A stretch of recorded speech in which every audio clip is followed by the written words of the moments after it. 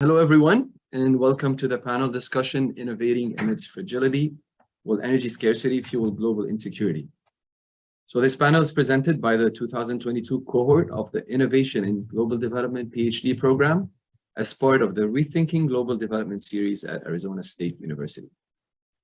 So the discussion on the nexus of energy scarcity and food insecurity came to our cohort's minds as we saw the ongoing conflicts in Ukraine and other parts of the world unfold. Energy supply and food supplies are running low. This crisis comes on top of previously concerning estimates of food production losses due to climate change. The United Nations made a point of recognizing this emergent issue by holding a summit last month on food security. How can nations provide food for their populace, and how can they power the process of making, creating, and distributing food? Can renewable energy help to slow the impact of climate change, thus preserving farmland? These are just a few questions that we hope our panelists today can address. Just to note that at the end of the session, we're going to have a Q&A session managed by my colleague, Rebecca. So for those joining us online, please feel free to write your questions in the Q&A section or the chat box. With this said, let's go ahead and introduce our distinguished panelists. Bilal Ayoubi from Lebanon is leading a task order under USAID's Lebanon Community Support Program to deliver essential services and promote livelihoods to reduce tensions and reduce acute needs in a country facing multiple crises. His team recently won the Best in Show award at the Society for International Development US Innovation Competition for their project Solar Solutions to Counter the Collapse of Essential Services. He has many years of experience in designing and implementing programs focused on peace, stability, political transition, local governance, and service delivery in the Middle East. We then have Sergiu Tofilat. He's joining us from Moldova, and he's the director of Community Watchdog. It's an organization that brings together experts and individuals with experience and skills to develop, analyze, and evaluate public policies related to energy security, banking sector, public finances, electoral legislation, and the fight against propaganda. The objectives of the organizations are to enhance the role of civil society in the process of drafting and approval of public policies, to provide accurate and comprehensive information to the public and interested institutions about the real situation in critical areas in Moldova. During 2021, he was an energy policy advisor to the President of the Republic of Moldova. He has focused on areas related to the energy field, whistleblowing, law development, and monitoring of the activity of state institutions and stakeholders in the field of energy and consumer protection. We then have Dr. Akua Woolbright. Dr. Woolbright began her career with Whole Foods Market in 2009 when she joined the corporate office in Austin, Texas. And this is where she helped to create the company's National Healthy Eating Program. In 2015, she became the founding member of Whole Cities Foundation, which carries out the company's mission to increase access to fresh, healthy food and quality nutrition information in low-income communities around the country. In addition to teaching weekly classes in Newark, New Jersey, Chicago, Illinois, and other cities around the country, Dr. Woolbright currently runs the foundation's Let's Talk Food Nutrition and Culinary Education Center in Midtown Detroit, where hundreds of students attend healthy eating lectures, cooking demonstrations, and support groups each week. We will begin with a general question for our panelists. And given that our topic today is innovating amidst fragility, so how does fragility manifest in the context of your work and the region you are working in? And could you give us specific examples? Sergio, would you like to start?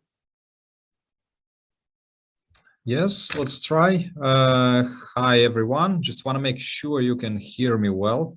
Okay, good. So thanks for introduction.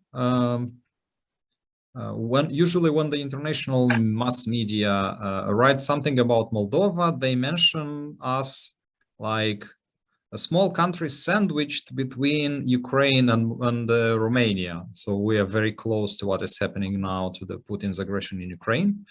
I will mostly emphasize the energy sector, what's happening, and how it affects the agriculture and the food supply.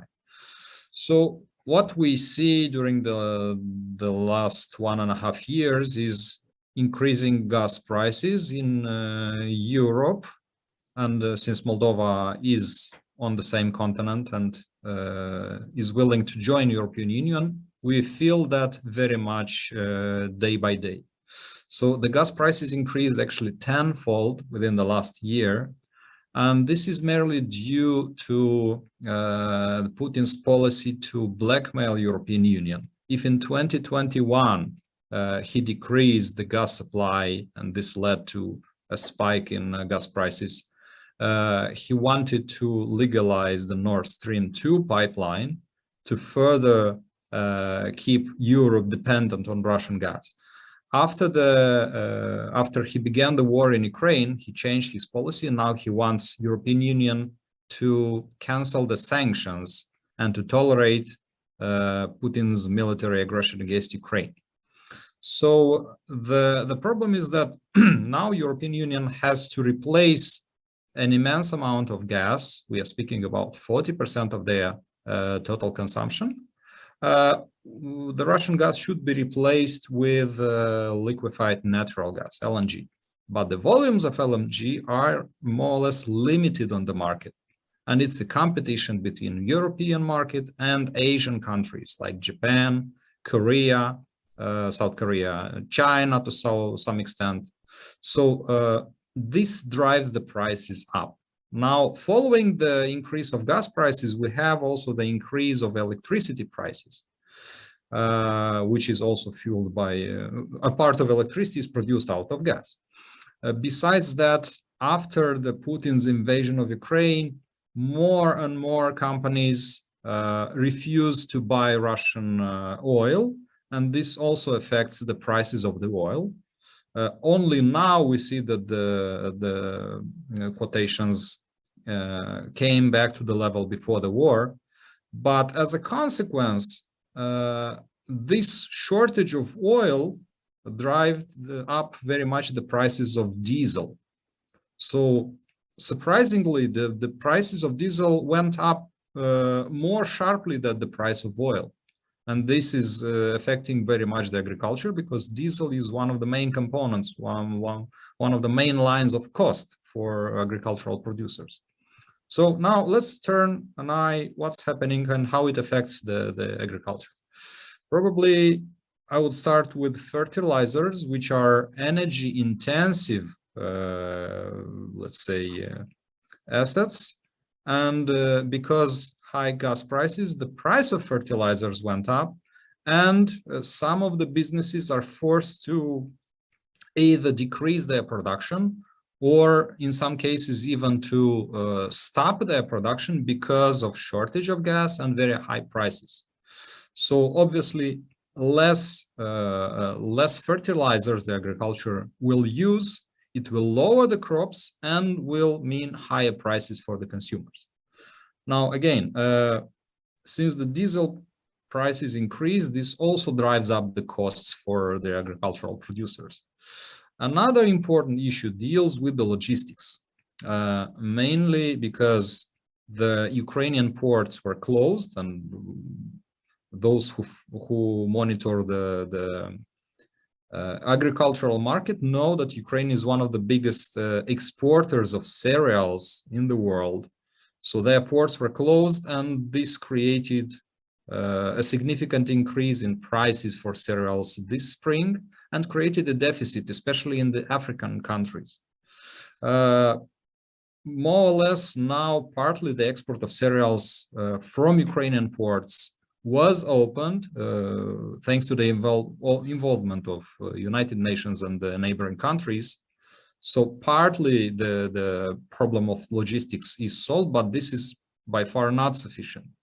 So since the ports were closed, the agriculture traders were forced to rely on other types of transportation, railroads and trucks. But those sources are not enough to fill the demand. So they have limited capacity. Because of that, the fares of the transportation increased sometimes threefold, and it takes a longer period of time to deliver the cereals on the market. All in all, I will probably end up saying that this is a temporary issue. I mean, high gas prices may be maintained probably for the next 2 years, because at such prices. Everyone wants to sell LNG. So now we see that countries that have gas reserves want to bring up production and to supply more LNG on the market. But at the same time, let's see the positive side. These high prices stimulate the development of renewable energy sources. Now, for instance, European Union wants to have zero CO2 emissions by 2050. So the primary target is to invest in renewable energy sources. We can speak more about that because one of the main challenges is how to cover the electricity demand when there is no wind and no sun. But okay, this is not the primary scope of today's seminar, of today's meeting. So about developing countries, it is they lack resources for innovation, so they merely rely on the innovation that is created in world-leading economies. But at the same time, what we can do is to create conditions for bringing in foreign direct investments.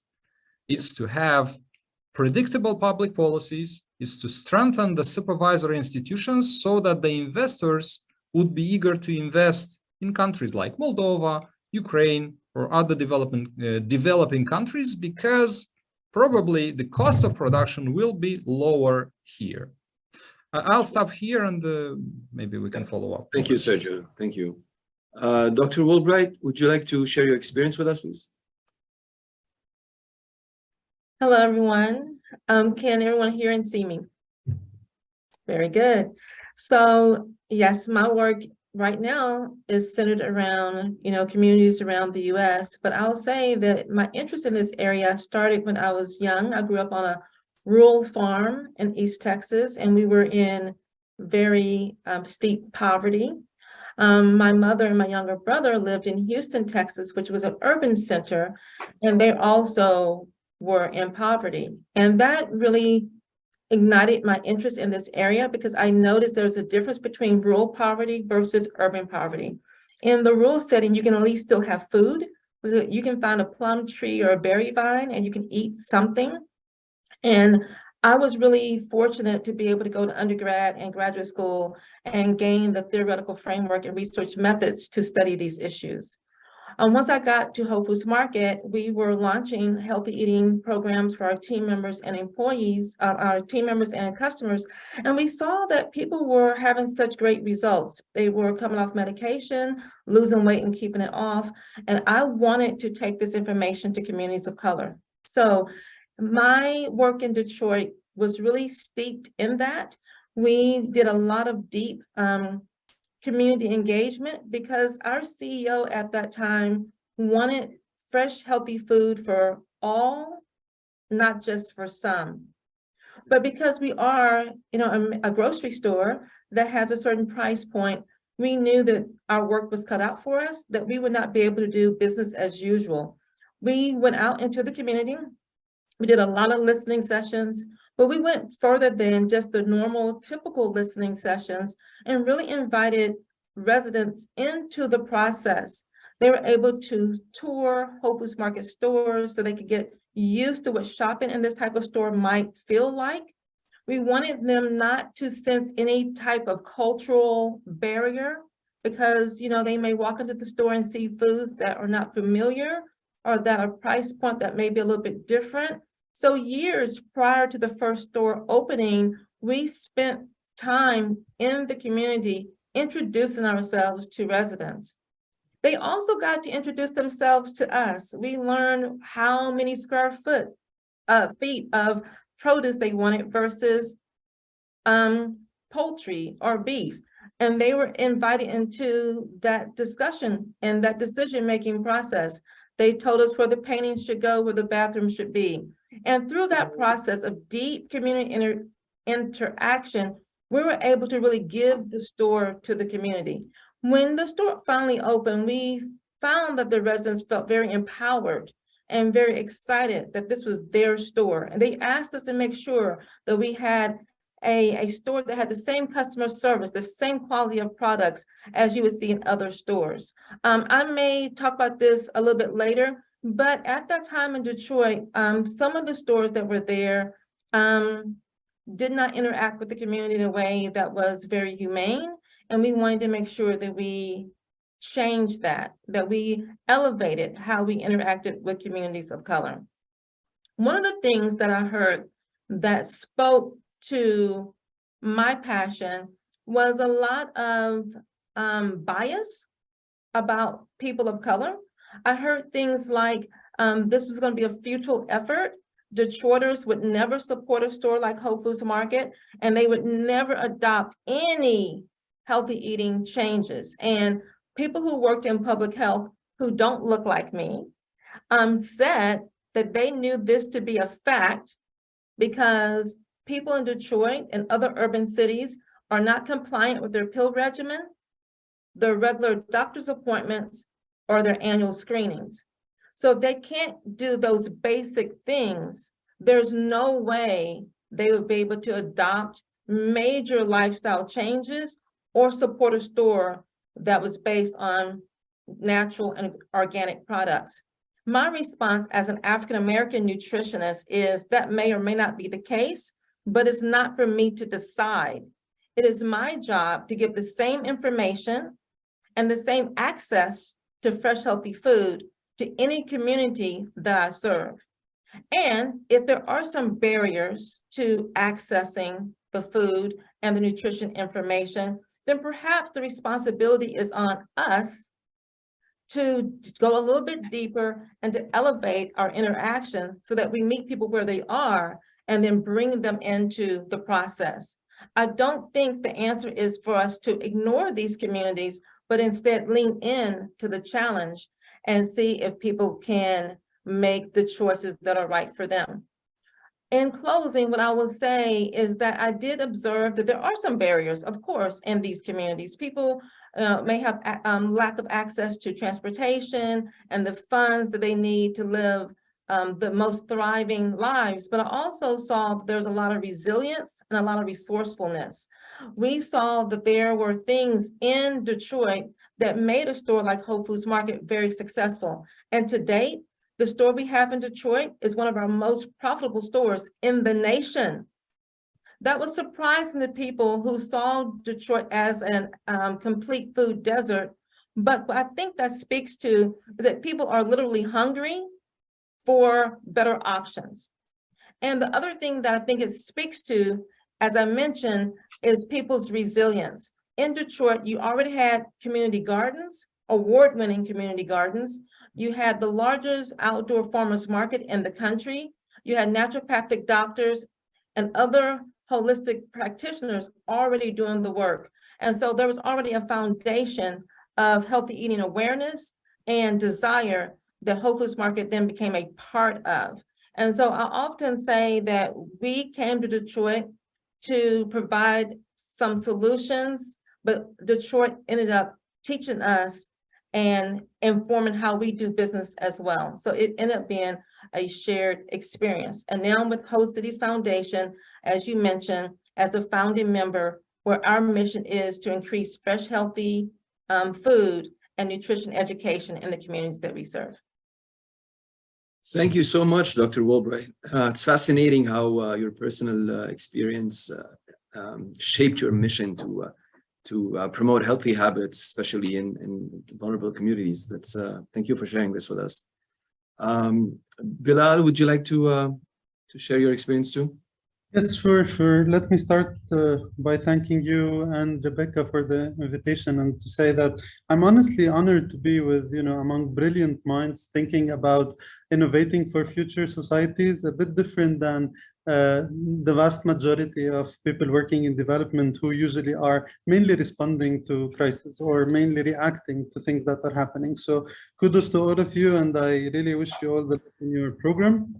And I have to say that when it comes to the definition of the fragility in Lebanon, we're actually, or if you want to imagine living now in Lebanon, you need to imagine living in a country passing through one of the worst crises in history. When it comes to the economic meltdown, the currency devaluation, of course, political deadlocks and so on. But the main factor that is currently affecting people's day-to-day life is the loss of energy, the collapse of the energy sector, and having nowadays around 1 hour per day of electricity. I'm saying the grid electricity is somehow an issue that is affecting the water provision, the factories day-to-day. You know, you can imagine life without electricity, and this is in a country that is not has not always been you know, a perfect country when it comes to electricity, but definitely not 1 hour per day. So compared with other, let's say, communities or maybe cities in rural communities where there was no grid anyway, people had made their lives around that. But being reliant on electricity and then all of a sudden during the past year losing it is definitely a huge challenge that people have to face on daily basis. And especially when we speak about farmers and food security, thinking about water is a main issue. So without electricity, water pumps stop. Of course, I mean, there are all the challenges that farmers are facing, similar to what Sergiu just mentioned, with soaring prices and fertilizers and the raw material, etc. But this is in addition to a major hurdle of not being able to access energy. And also when we think about basic operations of nurseries, agricultural nurseries, you know, and other agri-food value chain components, all of them are facing a lot of challenges, both private sector, cooperatives, farmers, etc., to keep on operating. And with the devaluation of the currency, the Lebanese currency, and also here I would give an example so that people can maybe try to imagine the scale. So now if the current basic salaries, or the official basic salary, I would say, is around $20 to $30 per month. And this is what the minimum wage that people have to live with because of the devaluation of the national currency. Their monthly electricity bill to just operate their houses, let's say, let's forget about any operational cooperative or, you know, an entity that produces anything, just their houses, because of the soaring prices of fuel across the globe, is around $200 a month. So it's like 10 times the minimum wage and the capacity of people to survive. So because of that, as also Sergiu mentioned, it is an opportunity for the solar and the renewable energy, mainly solar. And you see that most of the country is now transitioning in a fast pace towards solar energy, in shops, in homes, on buildings, in municipalities, service providers, etc. Everyone is now focused on a rapid change to relying on solar energy. Of course, it comes with a price tag, especially when you don't have enough skilled labor in the country to do that, and to you know, especially with construction codes and all this. And for example, a few days ago, with the first high winds. A lot of the solar panels that were placed not professionally were started to fall from the roofs and so on. So I'm hoping that we still see a continuous trend towards solar energy, regardless of what will happen with the oil prices, especially that it's the issue in Lebanon is not only related to the current soaring inflation or high prices, but quite systemic when it comes to the inability of the people to actually access energy that is not being currently provided by the state anymore. Thank you, Bilal. It's fascinating to see all the amazing work that's being done in different parts of the world. It's also very sad to see that even with all these efforts, fragility is still present everywhere. Even in countries that are supposedly better off, we still find that there's a lot of fragility, a lot of vulnerable and marginalized people who still struggle with basic needs. Okay, so moving on, I'll go back to you, Dr. Woolbright, and to ask you a more specific question about specifically about Detroit City. As of February 2022, 40% of Detroit residents suffered from food insecurity. So based on your experience with access to food projects in the city of Detroit, how does food insecurity manifest today, given ongoing challenges such as conflicts, economic disparity, climate change, and supply chain problems? And can you talk to us about innovative solutions that you worked on to address this issue? Yes. So in Detroit, like many cities in the US, you have a tale of two cities. So there's these various experiences that people are having. I mentioned the nutrition outreach work that we did. You know, we can do nutrition classes and have hundreds of people coming to these classes each week. So there is this desire and this self-determination that people are acting on. You see that Detroit in the media today is very different than it was 15, 20 years ago. There's all this revitalization that people are celebrating. But my experience and observation with that is that a lot of that development is happening downtown and midtown. It hasn't really spread out to the neighborhoods. And so while you're in downtown, you have all these beautiful new high-rises with 99% occupancy and all this affluence. The people who've been there for many generations are still suffering. You still have the social determinants of health at play with lack of safety, walkability, healthcare, and transportation.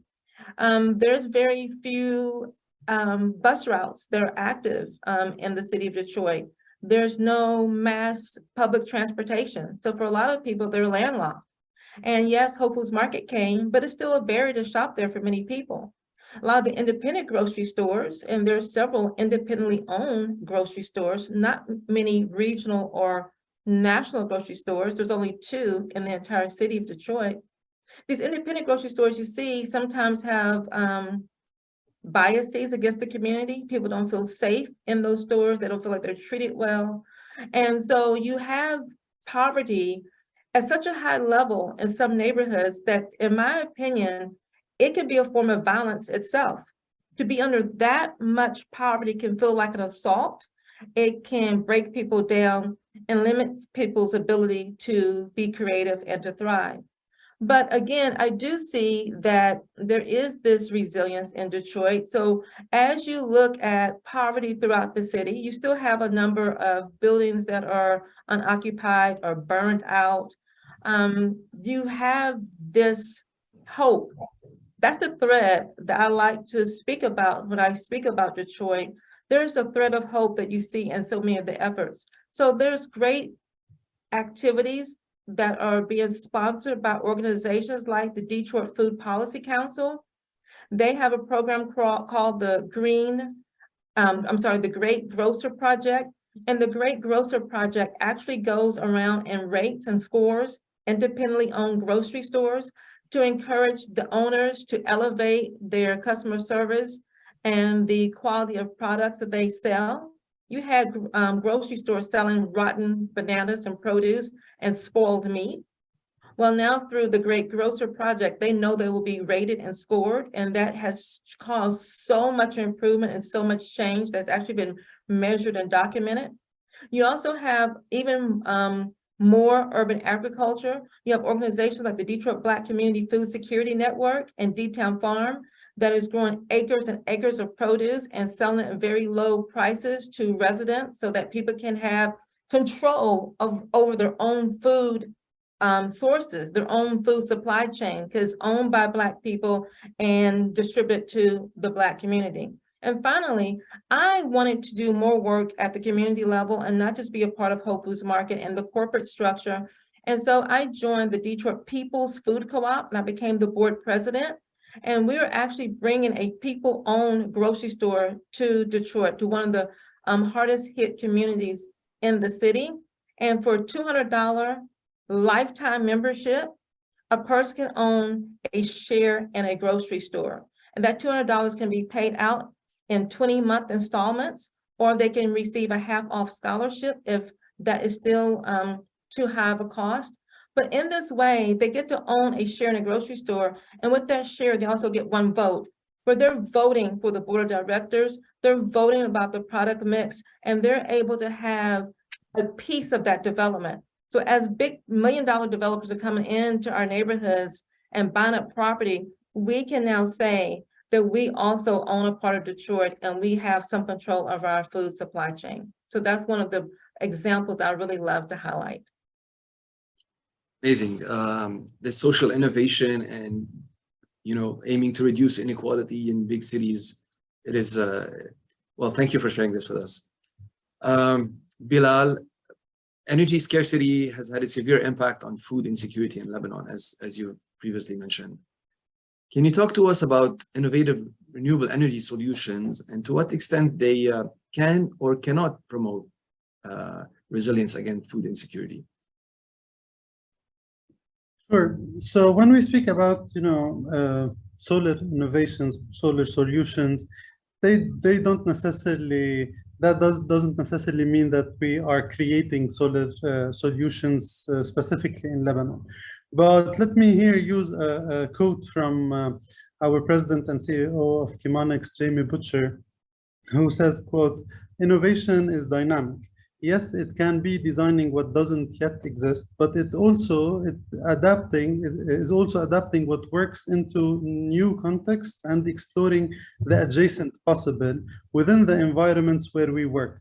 So, and I'm not sure, unquote, and I'm not sure if you guys are familiar with the concept of the adjacent possible, because this is what we're trying to do in Lebanon. It's a concept that was created by Stuart Kaufman, and later on Stephen Johnson had wrote about it in his book, Where Good Ideas Come From. So when we speak about the adjacent possible, it's trying to understand your own community, and this is what we were trying to do, to see what available resources you have in order to build on it, your constraints, etc., in order to reach something that people can accept or can actually later on maintain, and so on and so forth. So, for instance, when we speak about solar solutions to counter the collapse of the services in the country, specifically with what relates, as you asked, to the food security, we speak about the whole value chain, right? Like, so for example, we said, first of all, the water pumps stop, therefore irrigation stop, therefore crops will die. So first thing is get the water pumping to work again, and this is where you enter into solar farms for water pumping, etc. And this needs to be designed in a way that can actually also be sustainable, also with the rising theft nowadays in the country because of the deteriorating situation. You need to safeguard this equipment, make sure that the municipalities or the guardians of this, our partners in the field, are able to maintain it and operate it on the long run, etc. Which, I mean, with solar solutions, the good part is that maintenance in general is low cost, and operation is also low cost. But also, and here is another advice to all of you thinking about innovation and working on innovation is that when you work on certain innovations, they need to be definitely people-centered. As Dr. Woolbright mentioned, I'm sure that a lot of the initiatives that she's working on are centered on the needs of the people, are coming from the people, so that they have ownerships for them. So when we speak about a certain rural community, for instance, in Lebanon, that came to us as a farmers cooperative, saying that we saw a video about a solar powered welding machine to fix our irrigation pipelines, and we didn't know about this. As development experts, we haven't seen this before.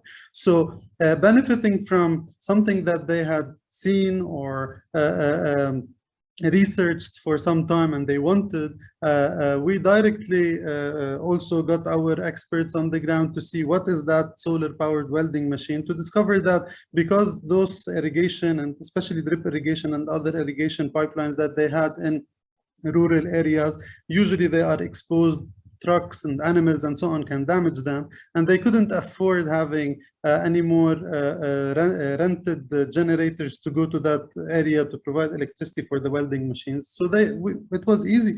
We provided that annexed solar welding machine, and they contributed. And again, here another notion is how we mobilize local resources, and because our program cannot buy vehicles or provide vehicles, so they did provide that truck, and since a year now, they have uninterrupted irrigation in those in this community, specifically for their agricultural lands, because of something that I would say was somehow a very easy or simple solution. But again, we did not create or innovate that solution. We just adapted it to the need of that community in specific.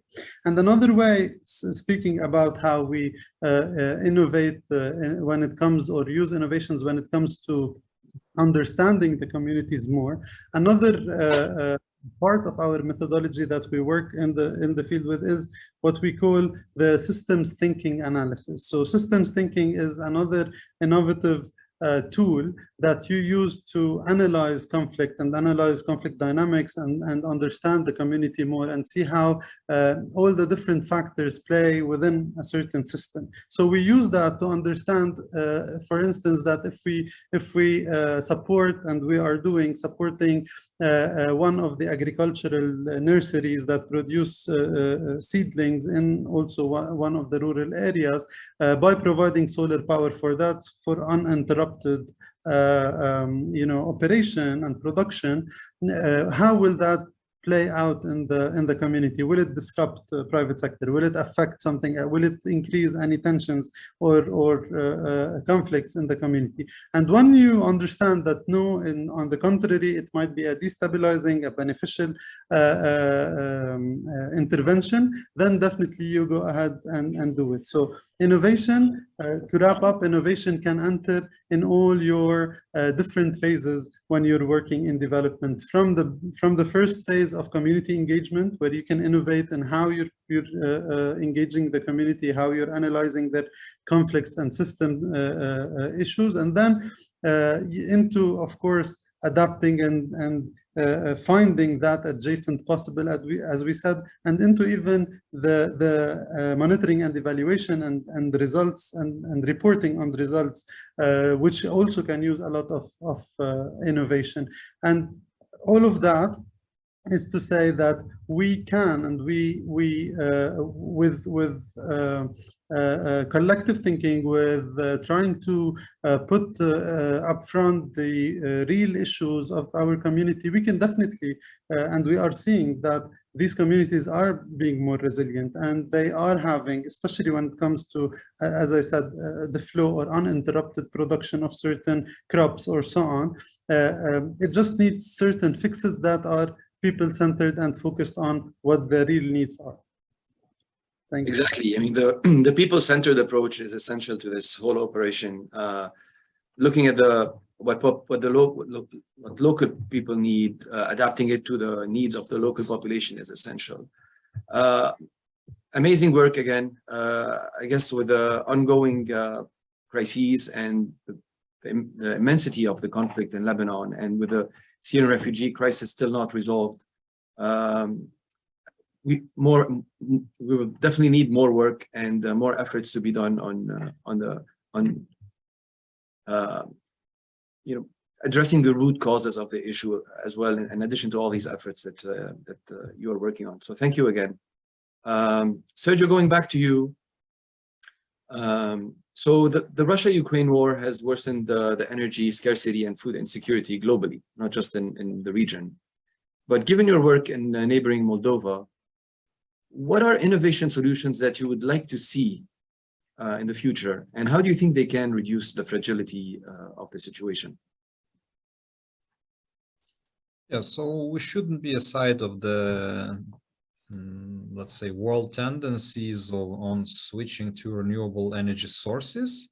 So yes, indeed, we have to keep with the recent tendencies and to, let's say, preserve the nature for the future generations by reducing the CO2 emissions, and not only.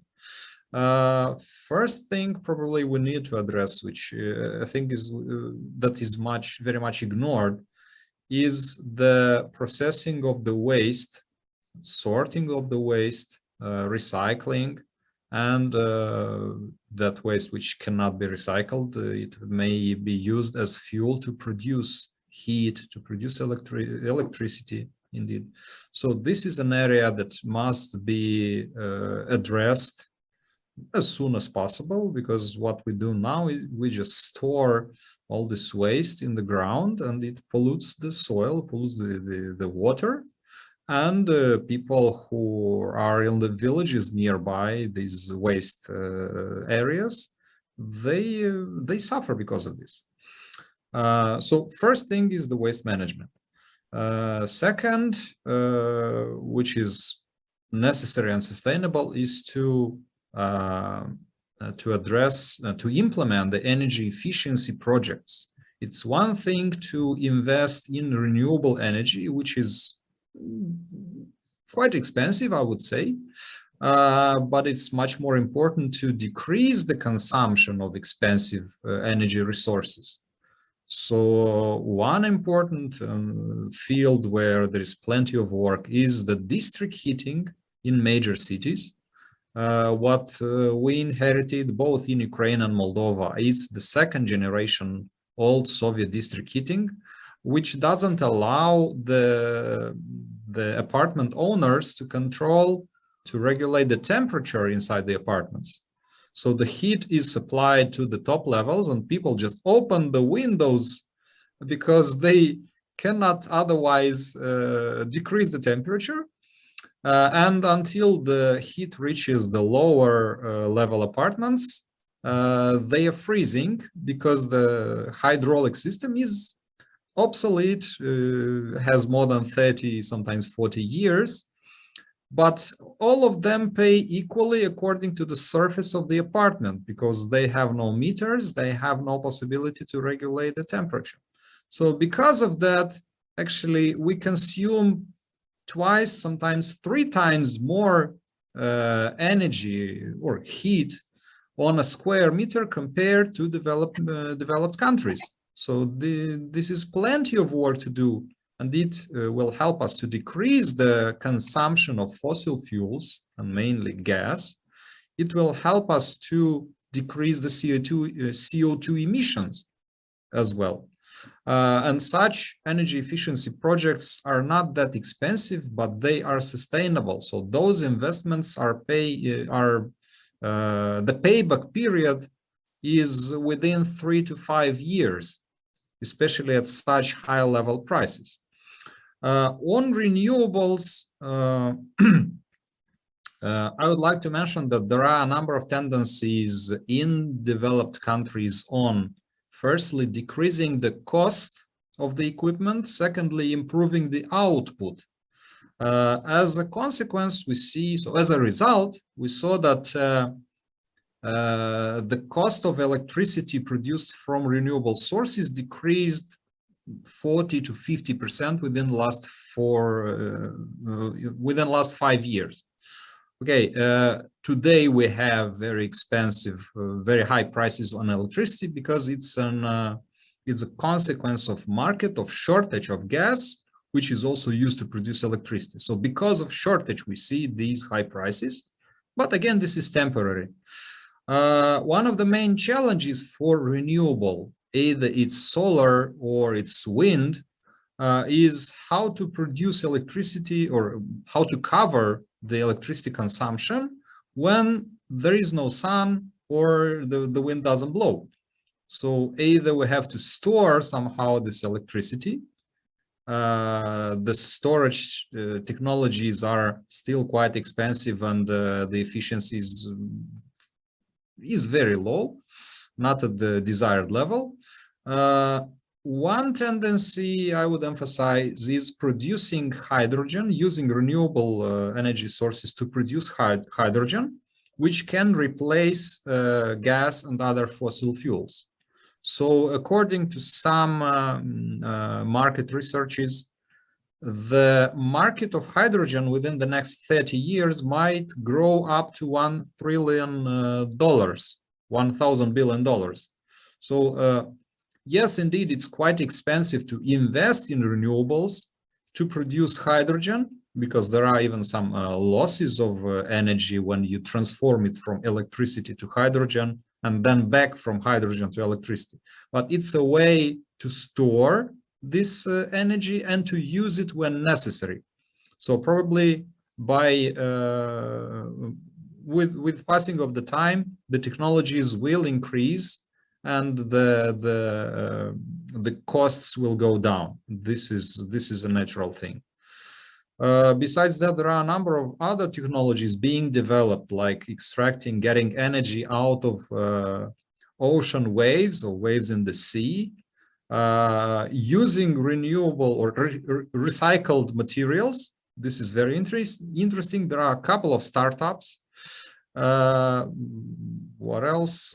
So basically, the tendency is to decrease the costs, increase the output, so that within the next 30 years, we will be able to use less fossil fuels or even no fossil fuels at all, and thus decrease the emissions of CO2. We should bear in mind that there are future generations who will have to face the consequences of climate change if we don't take any measures today. Thank you. Thank you, Sergiu, and thank you everyone for this very informative discussion. I will leave it now to my colleague Rebecca, who will be managing the question and answers session. Great. So we have one question for Dr. Woolbright, and an audience member would like to know, from your experience, do you think the issues of food insecurity can be addressed directly on a state level rather than local? And by this, I think the state could either be a US state or a nation country. You know, I have been in this conversation before, and I really think it's all hands on deck. You know, I think we need a multi-pronged approach. So we're always looking at those national policies and state level policies and programming that can help address the issues. I used to work more on the national programmatic and policy level before I had a PhD in nutritional science. I was in Washington, D.C., working for lobbying agencies, the stuff for the Capitol and White House. And personally, I became a little bit frustrated with just how long it takes to make meaningful change. And so I do think those community-led, people-led efforts are critical to increasing access to food for the people who need it right now today. So I think we should be doing all of it at the same time, but I always want the people in the community to keep doing their work as well. Great, thank you. And I wanted to see if there's any questions from people in the room. I have a question, Rebecca. Sure. Bilal mentioned someone who's written about people-led efforts. I would love for him to repeat that author and that source so I could learn more about it. Yeah, I actually mentioned a concept called the adjacent possible. So when we're speaking about what's possible for us, let's say when we're innovating, instead of thinking about so many far-fetched issues like how we make life on Mars work for us and inhabit it, and instead like how can we find around us in the surrounding resources and talents and needs that actually get us to the adjacent possible. So this is the creator of this concept is called Stuart Kaufman, and there's another writer called Stephen Johnson who wrote about it in a book called Where Good Ideas Come From. So it's a nice book to check out. Thank you. Thank you. And before I go to another question from the audience, would Bilal or Sergio, would you have a question for one of the other panelists? So what I would like to know is, Bilal, would you have a question? No, I'm saying I'm really privileged to be with the panelists. So as we mentioned that this part of the panel, this discussion is around fragility. And we're constantly seeing all these challenges today, and it can be overwhelming. So what is something that keeps you inspired in your work and keeping up with what you're doing? And how about, let's go with Bilal to start, and then we'll go to Sergio and Akua. So, of course, I mean, the most important thing is to stay close to the field. I think the energy comes from seeing the impact that we do, and again, the impact doesn't need to be the tangibles, the solid things or the assistance that you provide in the community, but starting from the engagement part. When you sit in community dialogues, when people speak about their issues and their needs and the day-to-day suffering sometimes that they see, development starts there, you know, and people start feeling the impact of you listening to them and the empathetic hearing and all that that we train our teams to do in the field. This is what keeps us going, the passion of doing this and the passion of seeing the change and also the impact directly when you sit with the people and they get to the point where they feel that they can take initiative and if they say something, people listen. As I said, a cooperative in one of the rural communities in northern Lebanon wouldn't have usually the access and the exposure or even the confidence to say we know the solution for our issue. But when you really give them the space and they say it, and then someone comes in and brings that assistance and they see how the impact is working for them, this is by itself a re-energizing thing that keeps us going. And with all the frustrations you would imagine, there's always, as Dr. Woolbright said, hope that keeps us driving and waking up the next day and doing more and more for the community. How about you, Sergio? One of the biggest challenges for Moldova is that more than 1/3 of its population has left the country within the last 20 years. So more than 1 million Moldovans already live abroad. Probably it's the easiest, maybe not always, but it's an easy way to try to find a better life in a more wealthy country. But the easiest way is not always the right way. I decided that someone has to stay here, has to contribute to the development of this country. This is on one side. On the other side, more challenging is that we had a kleptocratic regime until recently, which was stealing money from people. Moldova doesn't have fuel resources or natural gas reserves, anything but these wise guys were stealing by just placing intermediaries anyway you have a cash flow, either it's gas supply or electricity or some stuff like that. So one of the challenges that me and my colleagues took is to get rid of this regime and to advocate for a democratic development of the country. Thanks to collective efforts on informing the society, on engaging people, even those who are abroad, we managed to get rid of the oligarchs 3 years ago and offered a chance for Moldova to develop. And what I also would like to mention is that thanks to the grants provided by European Union, United States, Canada, UK, other countries, our organization managed to be able to gather resources and to continue to work in the interest of the society. So I would like to thank very much the taxpayers of these countries, because thanks to them and to you as well, I have a chance to stay here in Moldova and to contribute to its prosperity. Great, thank you. And Akua, how about you? So I think that it's important to look for those wins, small and big.